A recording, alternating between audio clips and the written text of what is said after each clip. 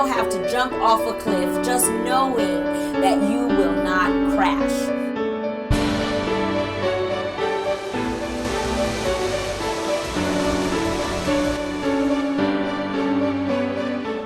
Let me tell you, everybody has their baggage and everybody has their demon. So you might as well deal with your own demon and everything will work out fine. If you're not in control of your emotions will be in control of you.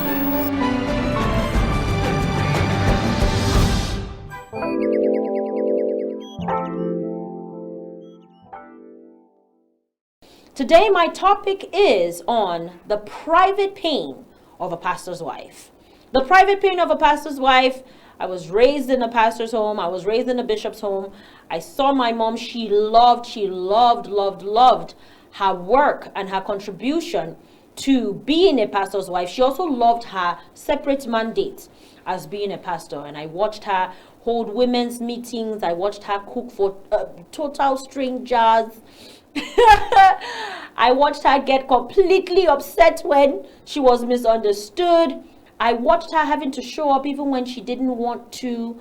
And so there are so many trials and tribulations, so many issues that pastors' wives really do go through. But you know now, like you see them with their stoned, all the way stoned Ankara's outfits, their hats, and the feathers are all the way to the ceiling. And you see them walk in psychedelically. You have no clue. All they had to do, the emotional girdle they had to wear to gather themselves just so they could show up really to God. So they could show up for God and show up most importantly for you. So today I brought in a guest, Pastor Mrs. Mima Kufre. She happens to be the wife of Bishop Kufre. Thank you so much for being here. And thank you for having me. I happen to know her personally as a friend, and then, you know, when I see her in a church, then I do that mama thing. But Mima, Well. I have watched you with your children, with your husband, with everything that you do in the ministry and for the ministry. And I know firsthand, being raised in it and then also being an evangelist wife, I know that it's not easy. Oh, I want to commend you thank you. for sticking with it, and for also having your own thing too on the side, because that's another thing, and we'll talk about that. Yeah, we'll get there. For having your own thing as well. But let's talk about the private pain of a pastor's wife. What's your story? Wow. Thank you for being here. Yeah, it's okay. Thank you. And thank you for having me. This topic, well, there's a lot to talk about. Quite a lot. But let's start somewhere. I think I would like to start with the part of being misunderstood. You're one of the ones who will be judged the harshest. Somehow, before you step into the picture, this person has been, how do I put it, on his own with this congregation or congregations, right? Every young lady somehow dreams of being the lucky one to be picked. And then here you come along from nowhere, probably because, I don't know why, but a lot of times they prefer to pick someone from outside. I rarely see them pick someone within, from the church, which is always a concern, like, oh, we've been here serving in the choir, serving in the ushery, sacrificing and all that, and when it's time to marry, you go outside and then you bring. In my case, with a light skin, Ogbanje,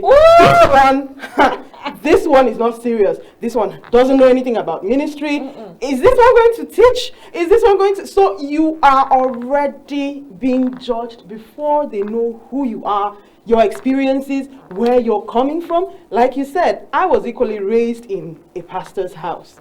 You know, my dad was an engineer, but somehow really involved in church. So I could see firsthand, like exactly what you're talking about. My mom is one of the humblest. She would tolerate all the, and growing up as a child, I was like, like, I can't do it. I can't do this. I'll even tell my dad, I'm like, Daddy, no way I'm marrying anyone like you. So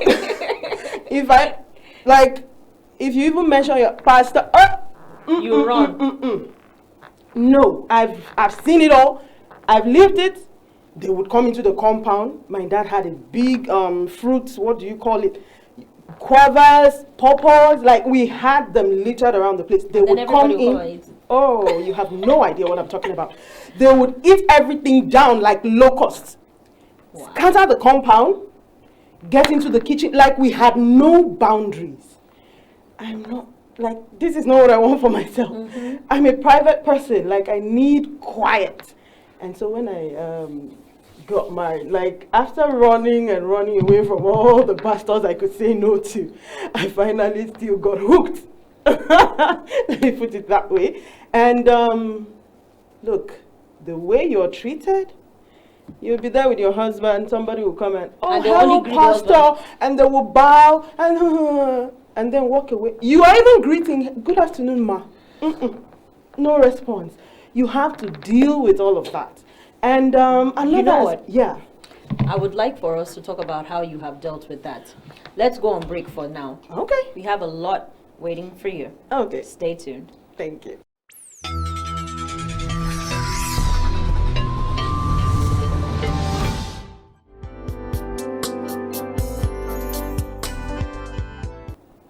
Welcome back.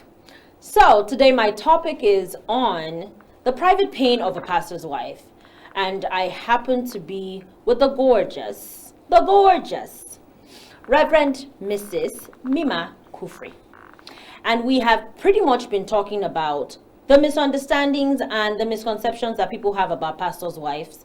And of course, she's sharing her personal story with us. You know, a lot of people came into a pastor's home, but they were not pastors. Like the pastor was just himself. He was just like Tunde, or in her case, he was just Kufre. You know, he was not Pastor Kufre. Well, actually, no. In her case, she actually married him when he was already a pastor. Yeah. So that made things even harder. You know, but it's really, really hard because here you are, you're coming in as a wife. You're not coming in as a pastor's wife. So I would really, really like for us to talk about even how our husbands, you know, can also have this understanding that, you know what, this is a wife, not a pastor's wife, and you learn on the job, right?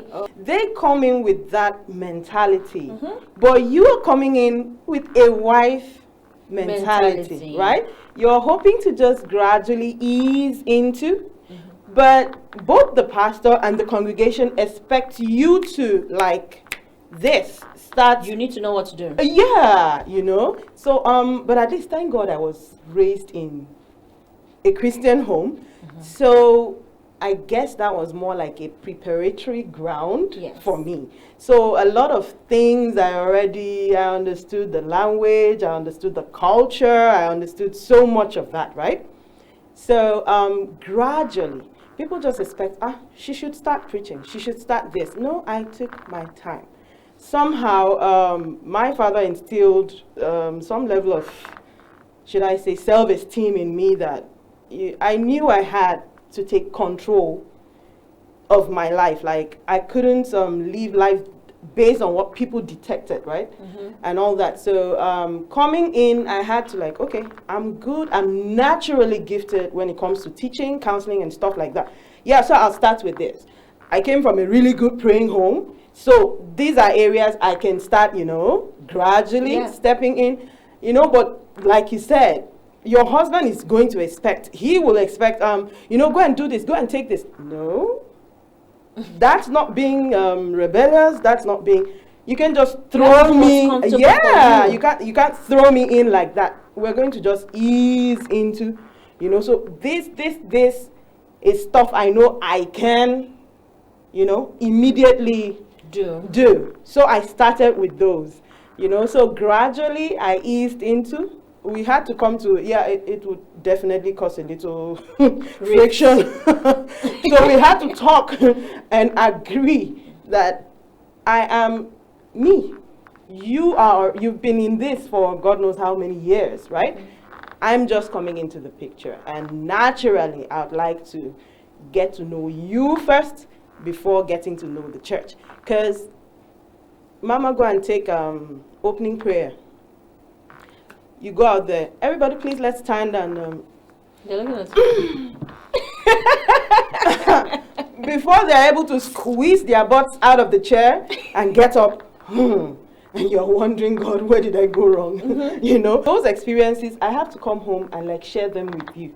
Do you notice how, so you also have to respect them. Yes. It's going to take them time to adjust to me. Already they have a wall up, right? They already have their own inhibitions, what I should be and what I shouldn't be, why did I come here and all of that, So gradually, both the congregation and myself, we need time to get used to each other. And so we talked about that. It wasn't like a one-time, constantly. Each experience, we'll go home and we'll talk about it. And then, okay, I get it. Like, okay, at least just tell me. His own was, tell me. Just tell me, If you tell me, then I know how to. Don't just get angry, disappointed, and then shut down. Let me know. Tell me. I like that. Okay. I like so that. each time, like whatever experience I would have, we'll go home, we'll talk about it, and then, because there's a lot to learn, for God's sake, both on my side and his side. He needs to defend his congregation that he's been attached to, and also needs to defend a wife he's also getting, growing into. You're and not that's why yet, he sleeps. Yeah, you're not yet that one. You're not yet that one that the Bible talks about. You're trying to adjust to each other. It's a new marriage, everything, right? So he needs time to understand how to draw the line, to bring that balance. So it's always a lot of adjustment. That's basically what I have to say. A lot of on every side, for the congregation, for the pastor himself, and for the wife. So everybody just has to pitch in a little here and there, bring a lot of understanding and patience, to bring a balance. Because he's been used to these people. They've been used to having him all to themselves. Yeah. So you're here, you're looking for time, you're looking for this. Oh, we just got married, we should have a little time to... And Wednesday he's out for a service, and Sunday he's out for a service, and 10 p.m. somebody is calling for a crisis. Like, you have no boundaries. So you're gradually like, okay, now that we're married, how do we do it? Okay, maybe we can... What is the plan? Maybe we can shut the phone down at so time. Or maybe just let them have a particular number so that if there's an emergency, they can call this one. But just having somebody call at 2 a.m., hello, Pastor, I just had a terrible dream. Have you noticed that having your own ministry too has helped you? Of course. Having your own thing? Of course. Like, if you're not careful, I usually say ministry is such that it will suck you in. It will take the whole of you, and if there's still extra, it will take more. Like, you don't have breaks. You don't have holidays. It's not like when they say there's public holiday, service is not going to hold. In fact, that's when it's That is when it's going to hold now. Like, you are on 24/7. You don't have, like I said, you're dealing with people, so there's always something happening somewhere. Somebody is trying to get a divorce. Pastor, my child is not behaving well. Pastor, financial pastor, we've just been asked by the landlord to so if you don't have your thing going, something that gives you fulfillment, you'll be sucked in. Yes. We will talk about that. You're totally sucked in. So I'm going to take a break now, and we'll be right back.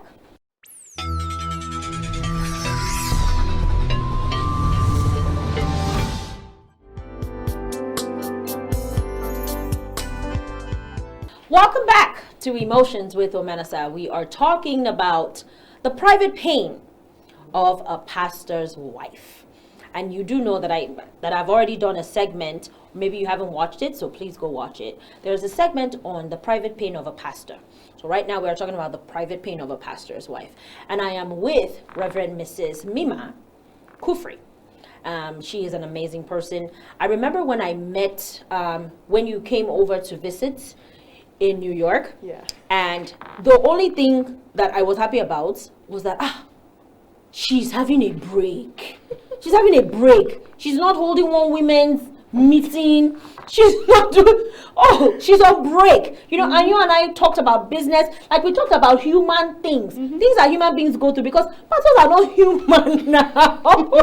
No, they are supernatural. So they don't talk about business, about money, about sleeping. What is sleeping? Why should you sleep? Why should you sleep now? You know, so you were there on vacation, and that was when we got to really, really get to know each other. So I met you on a different level. I met you as Mima, you know, and I know that that must have been refreshing for you. Really? Yes. For someone to know you as Mima, you know, and not as Pastor Kufre's wife, or Reverend Kufre, or Reverend Mima, but as Mima. Yeah. And I know that that has been, that life has been easier for you when you decided to do Mima. So now you're doing Mima in your church with your own ministry. How has that been? Well, it's like I said, everything is a process. Everything takes time. You take time to, I think the years does something to you. Experience and time naturally will grow you to a point where you know you have to strike a balance. If not, you, like I said, you're going to get sucked in. You're going to get lost, because life will keep happening. Issues will still keep coming. People will keep coming. People will keep going.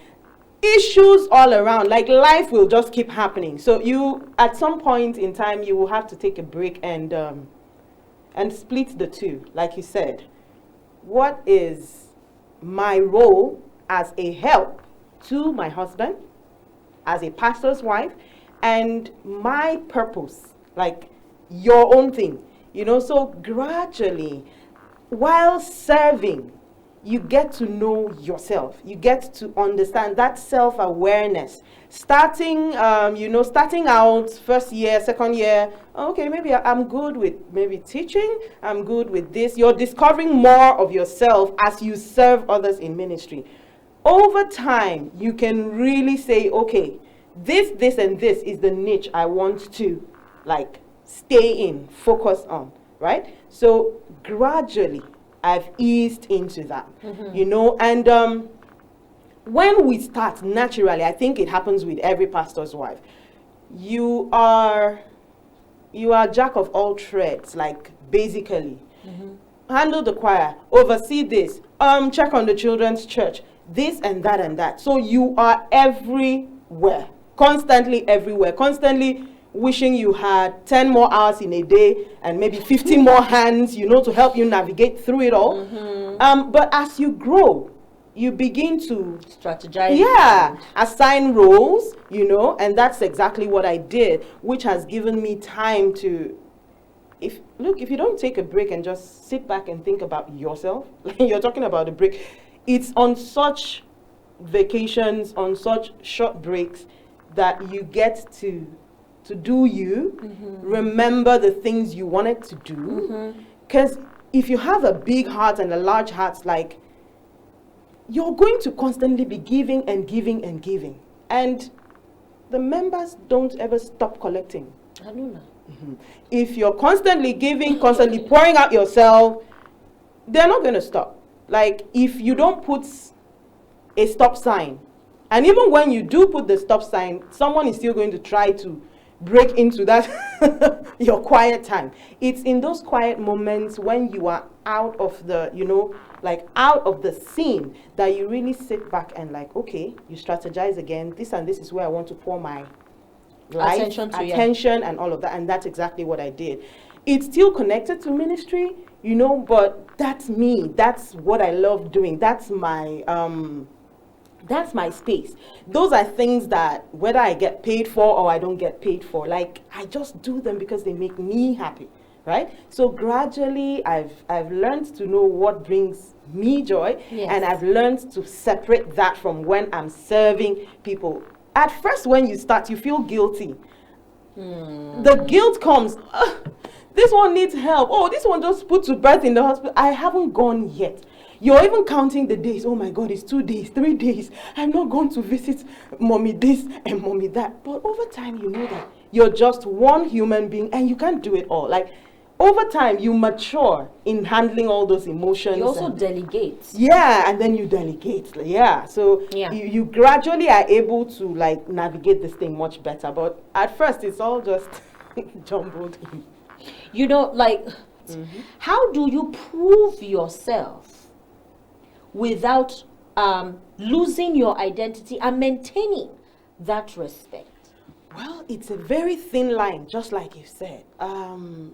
It's a very thin line. It can easily be crossed. Like, you can easily break your boundaries of protecting yourself. Yeah. You know, in the bid, you know, to try to, okay, let me just probably drop my guard down a little, get to know these people. Relationship with church members is very tricky for the pastor's wife.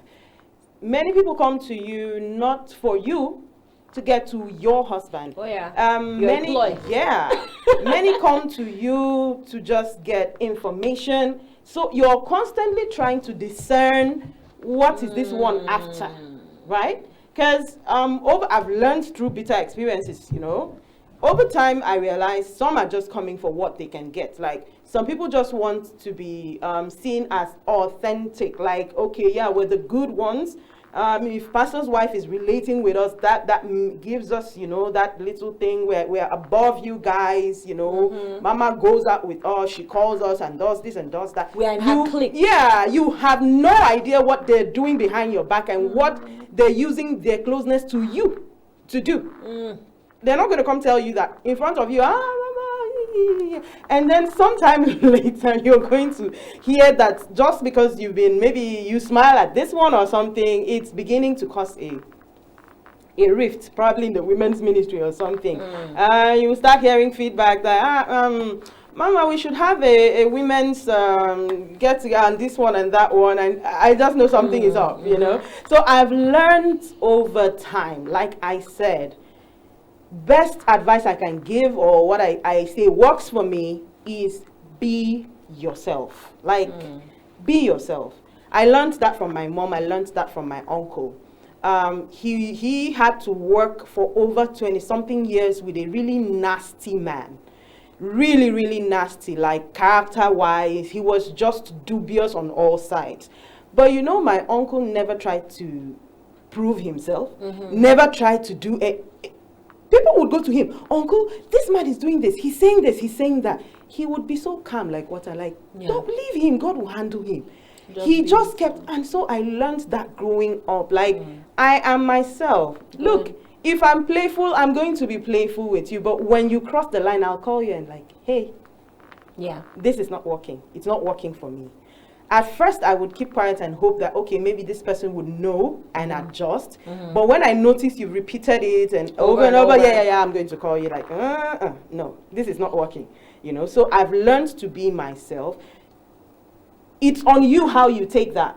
A lot of people come to me, oh my God, you're the first pastor's wife we talk to, you are relaxed. Like, you're not trying to put on air and do this and do that. You don't call us, Mama, let's go to the market for you. I don't need all of that. For God's sake, like, you are a human. I'm a human. Okay, I want to go to the market and price my pepper by yourself. And buy it by myself how I want it. Like, awesome. I don't need you roaming around like tiny minions everywhere. It just doesn't work for me. Like, you know. I just love you. I love you. I really, really wish that we had a longer time to talk. Okay. But we don't. What is that one last thing that you would like them to know? Well, stop with all the judging. Don't judge. Let your pastors be themselves. Somehow Christians have they've created a mold, and they feel every pastor should fit into this mold. This is how they're supposed to be. They're not supposed to be tired. They're not supposed to take breaks. They're always supposed to be there for us like 2-4-7. Why should he sleep? He's supposed to be like fasting 2-4-7. And there's just something in our heads as Christians that we think the pastor should fit into. And many times you're going to get disappointed. Like, seriously disappointed. You might come to me and think, I'm going to do this and because that's not my personality, I don't do it like that, and you're going to go home, oh wow, that pastor's wife, she plays a lot, she talks a lot, or she doesn't talk at all. She doesn't talk at all. That's the person's personality. Like, they're not, every pastor is not going to fit into that mold. So Awesome. cut them some slack. That's Cut just them what I some want to slack. say. Cut them some slack. Remember that they're humans. Remember that they're different. Make room for their humanity. Okay. And then you will get more from them. I think that's Awesome. it. Thank you so much for being here, Reverend Thank Mingma. you for having Thank me. you, thank you, thank you. Thank you. To say much. Hey, church members, cut your pastor's wife some slack. Until next time, bye-bye. You will have to jump off a cliff just knowing that you will not crash.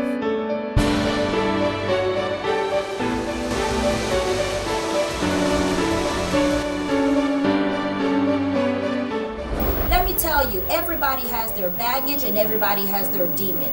So you might as well deal with your own demon and everything will work out fine.